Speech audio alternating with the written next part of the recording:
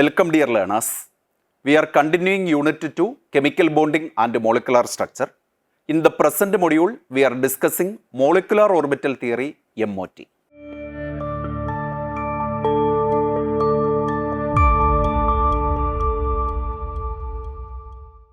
The contents of this module are drawbacks of valence bond theory, introduction to Molecular Orbital Theory MOT, salient features of molecular orbital theory, formation of molecular orbitals or MOs, bonding and antibonding molecular orbitals, sigma and pi molecular orbitals, and problems based on these concepts. First of all, we are discussing drawbacks of valence bond theory. You know the fact that valence bond theory is highly useful in explaining the structure of molecules, the geometry of molecules, etc. based on the principle of hybridization. It is possible to predict the hybridization of molecules from the molecular formula, and from the knowledge of hybridization, it is possible to predict the geometry of the molecule. From the geometry of the molecule, it is able to represent the shape by considering the position of the lone pair and by ignoring the position of the lone pair from the normal geometry. So, valence bond theory have several advantages. Even though there are several advantages, valence bond theory have some drawbacks also. Now we are looking on to important drawbacks of the valence bond theory. Valence bond theory is one of the earliest theories explaining chemical bonding. It suggests that a covalent bond is formed due to overlapping of atomic orbitals with electrons being shared between two atoms. Valence bond theory have these following limitations. The first limitation is its inability to explain molecular shape accurately. Valence bond theory provide no clear explanation for the shape of molecules. Valence bond theory introduces hybridization to explain bond angles, and it does not provide a basis for predicting exact molecular geometries. For example, the tetrahedral shape of CH4 is assumed rather than derived. This simply means that we all know about the geometry of CH4 as tetrahedral, but it is not derived. This is an approximated, or this is an assumed structure. So, the CH4 molecule is having tetrahedral shape at present, but it is not derived structure, or it is having no experimental support. Now, the failures to explaining bonding in polyatomic molecules. Valence bond theory works well for simple diatomic molecules, but fails to explain the bonding in polyatomic molecules. For example, benzene exhibit resonance, while valence bond theory cannot explain it adequately. You know the phenomenon of resonance. Resonance means the situation in which the structure of a molecule cannot be represented by a single structure, but more than one structure is required. Benzene is a molecule which exhibits resonance. The phenomenon of resonance cannot be explained adequately on the basis of valence bond theory. Now, the third drawback of valence bond theory is that it cannot explain the magnetic behavior of molecules. It is one of the most important drawback of the valence bond theory. You are familiar with the fact that oxygen molecule is a paramagnetic species.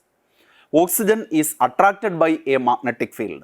This is due to the presence of unpaired electrons in oxygen molecule. This is a very common feature, common peculiarity of the oxygen molecule. But the paramagnetic behavior of the oxygen molecule cannot be explained on the basis of the valence bond theory. That is, VB theory fails to predict the paramagnetic nature of certain molecules. Typical example, as I mentioned, it is oxygen. Oxygen is paramagnetic as shown by experimental evidences, but VB theory or valence bond theory predicts it is to be diamagnetic, or nothing is mentioned about the magnetism in oxygen molecule. Now, lack of a quantitative approach. This is another drawback of the valence bond theory. Valence bond theory does not allow for accurate calculation of molecular properties such as bond energy, ionization energy, and electron affinity. You are familiar with the concept of ionization enthalpy or ionization energy. It is the amount of energy amount of energy required to remove the most loosely bound electron from an isolated gaseous atom. Electron affinity is the amount of energy released when an electron is added to an isolated gaseous atom. Bond energy is defined as the amount of energy required to break 1 mole of a bond. So, all these concepts like bond energy, ionization energy, electron affinity, etc. cannot be explained on the basis of, does not allow accurate calculation of these parameters by the valence bond theory. This valence bond theory lacks a mathematical foundation that could be used to predict molecular stability more precisely. If there is some mathematical support, then it is more easy to predict the exact stability of molecules based on that. But in valence bond theory, there is no such mathematical foundation. Now we are discussing molecular orbital theory and introduction to the molecular orbital theory. From the drawbacks of the valence bond theory, a new theory is proposed. That theory is called molecular orbital theory. We are now discussing about the molecular orbital theory, that is an introduction to molecular orbital theory. Molecular orbital theory, abbreviated as MOT, was developed by F. Hunt and R. S. Mulliken to address the limitations of valence bond theory. Atomic orbitals or AOs combine to form molecular orbitals or MOs that belong to the entire molecule rather than individual atoms. This is an important concept associated with molecular orbital theory. When a molecule is produced from atoms, atomic orbitals combine together to produce a new class of orbitals called molecular orbitals. So, in molecules, there are a new class of orbitals in which electrons are present. They are nothing but the molecular orbitals. Formation of the molecular orbitals, energy levels of the molecular orbitals, overlapping of atomic orbitals leading to the formation of the molecular orbitals, etc. are core concepts associated with the molecular orbital theory. Now we can enter into more details of the molecular orbital theory. Molecular orbitals are classified as bonding and antibonding molecular orbitals. Electrons occupy these molecular orbitals, that is either bonding molecular orbital or antibonding molecular orbital according to quantum mechanical principles and rules of electronic configuration.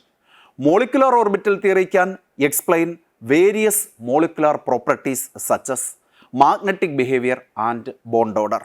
This is one of the important advantages of molecular orbital theory, that it can easily explain the magnetic behavior of molecules. We can predict the magnetism of molecules, whether it is paramagnetic or diamagnetic, and this prediction is based on the number of unpaired electrons which are present in the molecular orbitals. Now we are discussing some important features or salient features of molecular orbital theory. This molecular orbital theory came to overcome the drawbacks associated with valence bond theory. This molecular orbital theory is associated with several salient features, and such features are: number 1, atomic orbitals combine to form molecular orbitals. When two atoms approach each other, their atomic orbitals combine to form molecular orbitals which are associated with the entire molecule. For example, if two hydrogen atoms come close together, then their atomic orbitals, simply 1s atomic orbitals of each hydrogen, overlap together to produce new molecular orbitals. The new molecular orbitals are abbreviated as sigma 1s and sigma star 1s. We can enter into more details of such molecular orbitals in coming few slides. Now I am specifying the case of the hydrogen molecule to just illustrate the concept of the formation of the molecular orbital. So, these molecular orbitals belongs to the entire molecule, that is atomic orbitals combined to form molecular orbital is the first salient feature of the molecular orbital theory. Now we are discussing the second salient feature, that is the number of molecular orbitals formed equals the number of atomic orbitals combined. For instance, if you are taking hydrogen molecule, it is obtained by the combination of half-filled 1s orbitals of each hydrogen atom. So when 1s orbitals of each hydrogen atom combines together or overlap together to form molecular orbitals, you will get 2 new molecular orbitals. That is, number of orbital participated is 2, number of molecular orbital produced is also 2. So the number of molecular orbitals formed is equal to number of atomic orbitals combined. If 2 atomic orbitals combine, 2 molecular orbitals are formed. Number 1, a bonding molecular orbital which is abbreviated as BMO with a low energy, and second molecular orbital that is an antibonding molecular orbital which is abbreviated as ABMO with a higher energy. It should be noted that when 2 atomic orbitals combine together, you will get 2 new molecular orbitals, out of which one is a bonding molecular orbital and other one is an antibonding molecular orbital. How you can differentiate BMO from ABMO? It is possible to differentiate BMO from ABMO by looking onto their energy. It should be noted that BMOs are associated with lower energy than participating atomic orbitals, whereas antibonding molecular orbitals are associated with higher energy than participating atomic orbitals. So this point you have to keep in mind. It is most important. When 2 atomic orbitals combine together, you will get 2 molecular orbitals, one of which is bonding molecular orbital and the other is antibonding molecular orbital.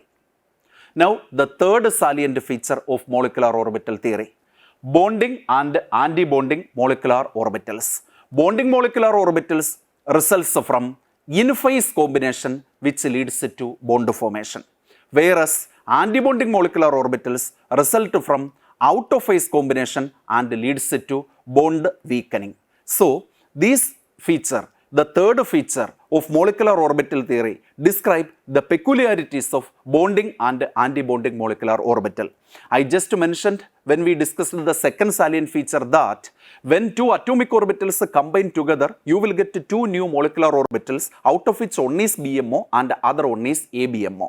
So now we are discussing the features of BMOs or bonding molecular orbital and ABMOs antibonding molecular orbital. The core peculiarity associated with the bonding molecular orbital is that the bonding molecular orbitals results from in-phase combination and lead to a bond formation. However, antibonding molecular orbitals results from out-of-phase combination of atomic orbital and it leads to bond weakening. So the entry of electrons into antibonding molecular orbital destabilizes the bond. However, entry of electrons into bonding molecular orbital stabilizes the bond or increase the chance for bond formation.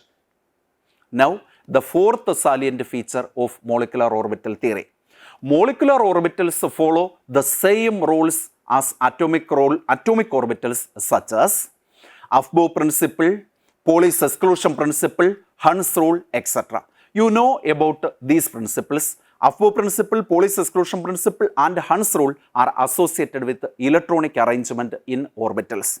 The electronic arrangement in atomic orbitals in the increasing order of their energy is known as electronic configuration. The 3 important rules which are associated with electronic arrangement or electronic configuration, which is proven quantum mechanically, are Aufbau principle, Pauli's exclusion principle and Hund's rule. We can just go through the process of the Aufbau principle. It states that electrons are filling in various orbitals, various atomic orbitals in the increasing order of their energy. The very same Aufbau principle is applicable to molecular orbitals also. That means in molecular orbitals, electrons are filling in the increasing order of their energy. The second one is Pauli's exclusion principle. It should be noted that no 2 electrons in an atom can have all same set of 4 quantum numbers. That implies the fact that the maximum number of electrons that can be accommodated in any atomic orbital is 2.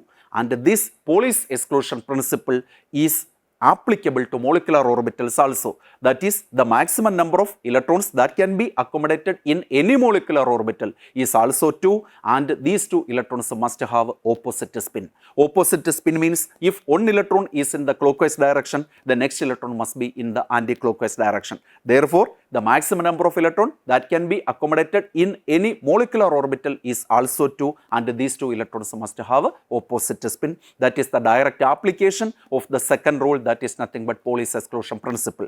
Moving on to the last one, that is nothing but Hund's rule. Hund's rule states that pairing of electrons in degenerate orbitals happens only after all the available orbitals are singly occupied. What do you mean by the term degenerate orbitals? Degeneracy is a situation where some orbitals have same energy. If there is more than one arrangement with the same energy, you can deal that situation as degenerate situation. So, Hund's rule is associated with the pairing of electrons in degenerate orbitals. For instance, there are 3 p orbitals, namely px, py and pz. These 3 p orbitals have same energy but different orientations. When electrons are filling in such degenerate p orbitals, pairing will happen only after all the available orbitals are singly occupied. Also, these singly occupied orbitals must have same spin. That implies maximum multiplicity, and the same Hund's rule is applicable to molecular orbitals also.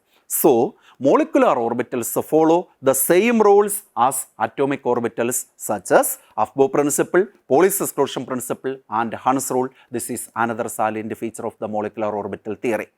Now we are discussing the fifth salient feature of the molecular orbital theory, that is molecular orbitals extend over the entire molecule. It is spans over, the MOS spans over the entire molecules. Unlike valence bond theory, where bonds are localized, molecular orbital theory described bonding electrons as delocalized over the entire molecule. This is another salient feature of the molecular orbital theory. Bond order predicts molecular stability. Bond order is a parameter that is used to calculate, used to assess the molecular stability. Bond order is proportional to stability of the molecule. We can now define bond order as bond order equal to NB minus NA divided by 2. What is NB? NB represents number of electrons present in bonding molecular orbital, and NA represents number of electrons present in antibonding molecular orbitals. So, take this difference NB minus NA, just divide it by 2, you will get a quantity, and that quantity is termed as the bond order, which is the prime parameter as far as the molecular orbital theory is concerned. This is because bond order is directly related to molecular stability. Higher the bond order, higher will be the stability of the system. So, bond order predicts molecular stability. Bond order is highly significant as far as MO theory is concerned. A higher bond order indicates a stronger and more stable bond. Now we are discussing formation of molecular orbitals. You know the fact that atomic orbitals undergo combination to produce molecular orbitals. It should be noted that when atoms combine to produce molecules, their respective atomic orbitals combine to produce molecular orbitals. So, in molecules, the electrons are present in molecular orbitals. And in this section of this module, we are discussing the formation of molecular orbitals. That is, we are discussing how various kind of molecular orbitals are formed from different atomic orbitals. Atomic orbitals undergo simply combination to produce molecular orbitals, and we are now entering into details of such a combination. Molecular orbitals are formed by, this term is very important, that is linear combination of atomic orbitals. Linear combination of atomic orbital is abbreviated as LCAO. LCAO is the route where atomic orbitals are transformed into molecular orbitals. Or simply you can say that LCAO is the basis by which atomic orbitals are converted to molecular orbitals. BMOs are formed by in-phase combination of atomic orbitals, whereas this out-of-phase combination of atomic orbitals leads to antibonding molecular orbitals. Now we can illustrate the linear combination of atomic orbital wave functions, or LCAO. For instance, if psi A and psi B are the wave functions of atomic orbitals, you have to keep in mind one important quantum mechanical concept of wave function. Every atomic orbital corresponds to a mathematical function. That function is called a wave function. Psi A represents wave function of first atomic orbital. Psi B represents wave function of second atomic orbital. So, you are taking the fact that if psi A and psi B are the wave functions of atomic orbitals, of two atomic orbitals, then bonding molecular orbitals are formed like this. psi BMO is equal to psi A plus psi B. And this combination, you can see a positive sign between psi A and psi B. This is an addition combination. This combination is otherwise called constructive combination. The bonding molecular orbital wave function psi BMO is obtained by addition combination or constructive combination of component wave functions of atomic orbitals. I already mentioned that psi A corresponds to wave function of first atomic orbital, psi B corresponds to wave function of the second atomic orbital. Then psi BMO, that is bonding molecular orbital wave function, is equal to psi A plus psi B. This combination is called constructive combination or addition combination, or simply you can say like this: bonding molecular orbitals are represented by wave function. So bonding molecular orbital wave functions are obtained by constructive combination or addition combination of atomic orbital wave functions. Now we are looking on the formation of antibonding molecular orbitals. You know that antibonding molecular orbitals also represented by some wave function, that is psi ABMO. Psi ABMO designates antibonding molecular orbital wave function. Psi ABMO is given by the expression psi A minus psi B. This combination, you can see a negative sign between psi A and psi B. Psi A and psi B are individual atomic orbital wave functions. So psi ABMO is equal to psi A minus psi B. This combination is called destructive combination or subtraction combination. So if psi A and psi B are two atomic orbital wave functions, then bonding molecular orbitals are formed by a constructive combination or addition combination, that is psi BMO is equal to psi A plus psi B, and antibonding molecular orbitals are formed by the subtraction combination or destructive combination, such that you can write psi ABMO is equal to psi A minus psi B. Now we can represent the linear combination of atomic orbitals with respect to first few atomic orbitals. For example, if we are taking two 1s orbital, their wave function can be represented as psi of 1s. The addition combination leads to psi of 1s plus psi of 1s. You are getting psi of sigma 1s. Sigma 1s is the bonding molecular orbital. Similarly, psi of 1s minus psi of 1s gives psi of sigma star 1s. This sigma star 1s represents antibonding molecular orbital wave function. In a similar way, you can represent the formation of psi of sigma 2s and sigma star 2s by the addition and subtraction combination of 2s atomic orbital wave functions. So that can be represented like this: psi of 2s is the 2s atomic orbital wave function, plus psi of 2s, you are getting psi of sigma 2s. This is sigma 2s atomic orbital, bonding molecular orbital wave function. Psi of 2s minus psi of 2s leads to the generation of psi of sigma star 2s. In a similar way, you can represent the linear combination leads to the formation of molecular orbitals by the combination of atomic orbitals px, py as well as pz.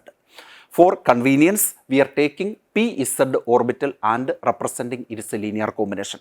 Let the wave function of the first 2pz orbital is psi 2pz. It undergo addition combination with the second 2pz orbital, that is psi 2pz plus psi 2pz, you are getting psi of sigma 2pz. Similarly, the subtraction combination can be represented like this: psi of 2pz minus psi of 2pz, you are getting psi of sigma star 2pz. Here all this represents the sigma orbital formation and the sigma star orbital formation. In addition to this, there is another category of orbitals. They are nothing but pi molecular orbitals, details of which can be studied in coming few slides. So, linear combination of atomic orbital is a mathematical procedure where atomic orbital wave functions undergo either addition combination or subtraction combination that leads to the formation of bonding molecular orbitals and antibonding molecular orbitals. Now we are discussing another important parameter, that is nothing but overlapping of atomic orbitals. Two atomic orbital can overlap to form two molecular orbital. Now we have to think one important point: what is the difference between linear combination and overlapping? Overlapping gives us a physical picture of the combining atomic orbitals and the production of a resultant molecular orbital. However, the linear combination represents a mathematical notation for the combination of atomic orbitals. Here now focusing on overlapping of atomic orbitals. Among two molecular orbitals produced, one of which lies at lower energy than overlapping atomic orbital, that is called the bonding molecular orbital. The other that lies higher energy than the participating atomic orbital is called antibonding molecular orbital. Now, end-to-end overlap and lateral overlap is also there. End-to-end overlap leads to sigma molecular orbitals. Lateral overlap leads to pi molecular orbitals. This represents the overlapping between two 1s orbital leads to the formation of sigma 1s bonding molecular orbital and sigma star 1s antibonding molecular orbitals. In a similar way, it is also possible to represent the overlapping between 2s orbitals. The 2s orbitals on one atom combine with 2s orbital on another atom to form a sigma 2s bonding molecular orbital and a sigma star 2s antibonding molecular orbital, just like sigma 1s and sigma star 1s are formed from 1s atomic orbitals.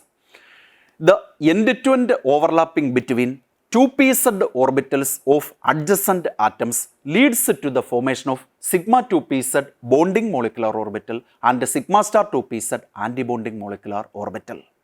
By overlapping of two 2pz orbitals is depicted here. You can see on the left hand side there are two 2pz orbitals. They will undergo end-to-end overlap, which leads to sigma 2p bonding molecular orbital and sigma star 2p antibonding molecular orbital. So, overlapping gives us a physical picture.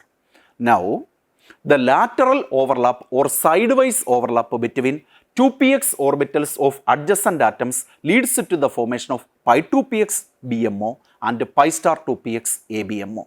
This is the formation of pi 2px BMO and pi star 2px ABMO by the lateral combination of two 2px orbitals. In a similar way, two 2py orbitals combine together lateral fashion to get pi 2py BMO and pi star 2py.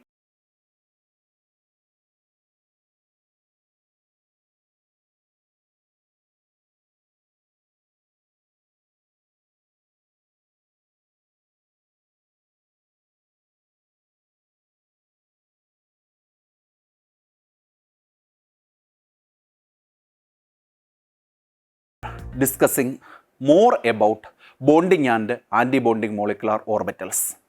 Bonding molecular orbitals are abbreviated as BMO, formed by the addition combination or constructive interference or constructive overlap. Electron density increases between two nucleus and the bonding molecular orbitals, electrons present in bonding molecular orbitals stabilize the molecules by lowering energy. Antibonding molecular orbitals, abbreviated as ABMO, are formed by subtraction combination or destructive interference or destructive combination. Electron density is very low between the nucleus or this ABMO creates some node formation. Destabilizes the molecule by increasing energy. That means when electrons are filling in antibonding molecular orbital, there occurs some destabilization of the molecule by increasing of energy. Now, effect on bond strength and stability. If more electrons occupy bonding molecular orbitals, the molecule is stable.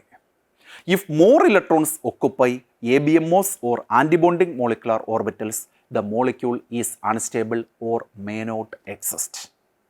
Now we are discussing sigma and pi molecular orbitals. Molecular orbitals are classified into sigma and pi molecular orbitals based on the type of atomic orbitals overlap. Sigma molecular orbitals. The sigma molecular orbitals are formed by head-on or axial overlap of atomic orbitals. Electron density is concentrated along the internuclear axis in sigma molecular orbitals. Stronger than pi bonds due to greater overlap. Sigma molecular orbitals leads to the formation of sigma bond, and the sigma bonds are stronger than pi bonds due to greater overlap. Pi molecular orbitals are formed by sidewise or lateral overlap of atomic orbitals. Electron density is above and below the internuclear axis. Weaker than sigma bonds due to less effective overlap. Pi molecular orbitals enable the formation of pi bond, and the pi bonds in general are weaker than the sigma bonds. Now we are discussing strength of bonds. A single bond consists of one sigma bond. A double bond consists of one sigma bond and one pi bond. A triple bond consists of one sigma bond and two pi bonds. Now we are discussing problems based on the concept we have learned from molecular orbital theory and the drawbacks of valence bond theory. This is the first MCQ. What is the difference between bonding molecular orbitals and antibonding molecular orbitals? These are the options. BMOs have higher energy than ABMOs. ABMOs have lower energy than BMOs. BMOs increase molecular stability while ABMOs decrease it. Both the BMOs and ABMOs always contributed to stability. This is your answer. That is option C. BMOs increase molecular stability while ABMOs decrease it. Next MCQ. According to MOT, that is molecular orbital theory, the number of molecular orbitals formed is equal to. These are the options to you. The number of atomic orbitals combined, half the number of atomic orbitals combined, twice the number of atomic orbitals combined, 3 times the number of atomic orbitals combined. Your option is option A. The number of atomic orbitals combined, that is equal to number of molecular orbitals produced. Next MCQ. Which of the following is a major drawback of the valence bond theory? It explains the shape of molecules accurately. It does not explain the paramagnetic nature of oxygen. It differentiates between bonding and antibonding orbitals. It provides a quantitative approach to bond strength. Your option is option B. It does not explain the paramagnetic nature of oxygen. Now another MCQ. Which of the following statements is true about the sigma and pi molecular orbitals? Sigma molecular orbitals are formed by lateral overlap of atomic orbitals. Pi bonds are stronger than sigma bonds. Sigma bonds are formed by head-on overlap and are stronger than pi bonds. Pi bonds exist independently without the sigma bonds. Your answer is option C. That is sigma bonds are formed by head-on overlap and are stronger than pi bonds. In molecular orbital theory, which of the following statement is correct? Atomic orbitals combine only when their energies are significantly different. Each molecular orbitals can hold a maximum of 4 electrons. MOs extend over the entire molecule. BMOs always have higher energy than atomic orbitals. Your answer is option C. Molecular orbitals extend over the entire molecule. Now this is the last MCQ. Which of the following molecular orbitals has highest energy? Option A sigma 1s, option B sigma 2s, option C pi 2p, and option D sigma 2p, sigma star 2p is such. Antibonding orbitals are associated with high energy, so your answer is option D, that is sigma star 2p is an orbital. The antibonding orbitals are always represented by an asterisk or a star. So among this, sigma star 2p is the one and only antibonding molecular orbital. It is associated with high energy. So the answer is option D. That all about the present module. Have a nice learning experience. Thank you.